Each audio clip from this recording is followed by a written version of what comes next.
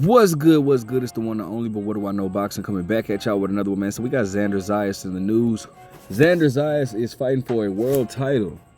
All right. Because of Sebastian Fundora, which I will get into the article that's going to elaborate on all of that. Because of actually 2 articles on this, but because of Sebastian Fundora, chose to vacate the title and fight his rematch with Tim Tszyu, which I don't blame him. That's okay. That's he's honoring what he's supposed to do. Cool.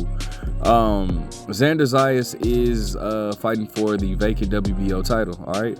Now, I'm gonna give you my opinion on it, but I will first start by saying I think it's a tad bit too soon, so I know how they're gonna carry him, and I'm gonna speak on that after the articles.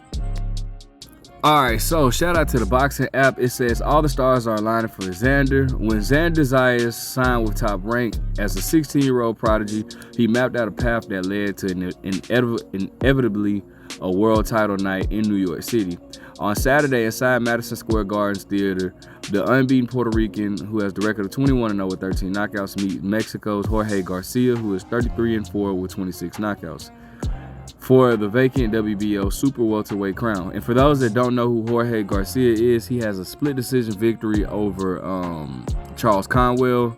I didn't see the fight, so I don't know if it was a robbery or not. Maybe one fair and square. I don't know, but I didn't see the fight. But Charles Conwell is an Olympian who I feel like really dude was a 2016 Olympian, but it's like, bro, I felt like dude was just kept quiet, bro. And it's like, bro, it's like he didn't make no noise in the pro game. Like this, like they weren't pushing him. And it sucks for Charles Conwell because I used to randomly just think like, damn, what are they doing with him? And then finally, he's right at the cusp of a world title opportunity, and he takes a loss. So that's it sucks for him or whatnot. But I'm sure he'll be able to bounce back. But anyways, it says exactly in the time frame he once predicted. So he's gonna fight for the vacant WBO title in the time frame that he predicted. Zayas says he always wanted at least 20 fights before a title challenge. This is bout number 22 at age 22. He believes all the stars are aligning. The road has not been without detours. Zayas became a mandatory for Sebastian Fundora's belt after watching the 6'6" towering Inferno flatten Cordell Booker in March. Talks fizzled for Fundora to vacate to honor a Tim Tszyu rematch, and Zayas was left chasing a title bout without defeating a reigning champion. Disappointed but pragmatic, he calls it. Business at the end of the day. If he wins on Saturday, Zayas hopes of Fundora unification can still materialize. First, he must solve the sturdy Garcia, who upset Charles Conwell by split decision in April and rides on an 8-fight streak. Zayas respects the threat Garcia and has never been stopped.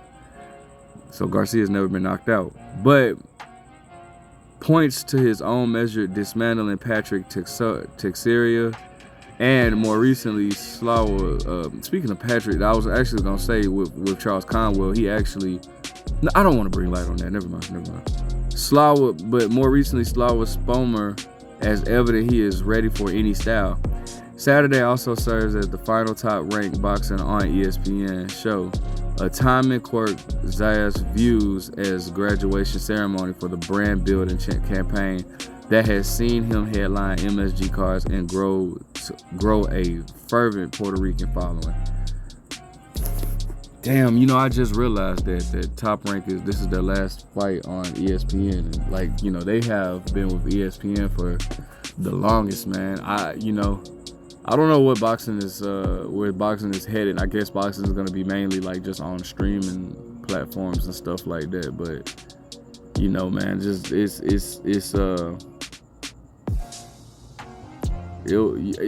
just we lost HBO, we lost Showtime. We lost ESPN now, so it's just one wonders where is boxing going. Thankfully, we have Turkey Al Sheikh, right, who's blowing money on making these great fights, but they're on DAZN. So I guess the smart move for Top Rank to do is go to DAZN, right? All right, so shout out to the boxing. I'm sorry, to the boxing news app. It says Zayas needs to beat Perez. All right. So it says when Sebastian Fundora vacated his WBO title to chase Tim Tszyu in a rematch, the sanctioning body handed the Puerto Rican prodigy Xander Zayas a golden opportunity. But with the catch, instead of Fundora or fellow Olympian Charles Conwell, Zayas must now solve a rugged Mexican spoiler Jorge Garcia Perez in this Saturday's Madison Square Garden Theater. Perez is earning an unexpected crack by out-hustling Conwell in April, turning the Cleveland contender look-ahead mindset into a career-altering upset. The 28-year-old from Sinaloa, sorry if I'm pronouncing that wrong, has never been stopped, boasting a 79% knockout rate and relishes the role of roadblock. 3 of his 4 defeats came by razor margin. Zayas enters as top-ranked 22-year-old flag barrier of Puerto Rican boxing next era.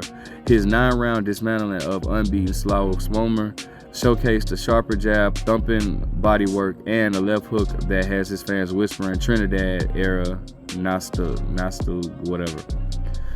Yet Saturday's assignment demands not fireworks but composures. Perez is built to last and punch back. So it pretty much saying that the guy that Zayas is fighting is he's coming to fight. He's not coming to lay down, as they should be saying that to build to fight, but we'll see. The stakes are clear. 12 rounds for the vacant WBO super welterweight title. A distant win would crown Zayas and validate his maturity. A stoppage would stamp him as a budding star in the division, suddenly wide open. Perez, meanwhile, can rewrite his own status from spoiler to champion with one or more calculated ambush. Expect the Garden's Puerto Rican faithful to roar every Zayas surge, but also prepare for a stubborn resistance.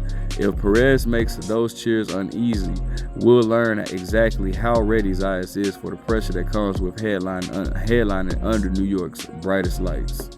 And that's mainly what I want to speak about in this video of pretty much what happens next should Zayas win the title.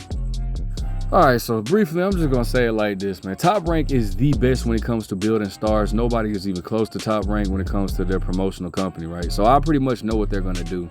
Should Xander Zayas win, which it should be, he should get the victory. They're going to protect him, though, because 154 is a very, very dangerous division. And I don't see Top Rank allowing, I already think that it's too soon for him to get a title shot. I don't think that he's really fought the guys that I feel like that's necessary to put him in contention to fight for a world. Well, I'm not going to say that, but he hasn't fought anybody that's going to test him enough or get him to that next level as far as with experience. So I feel like they're going to protect him, but, I'm looking forward to seeing what he has to offer. This dude's never been stopped. Let me know what you guys think. Make sure you guys like, comment, subscribe. But what do I know?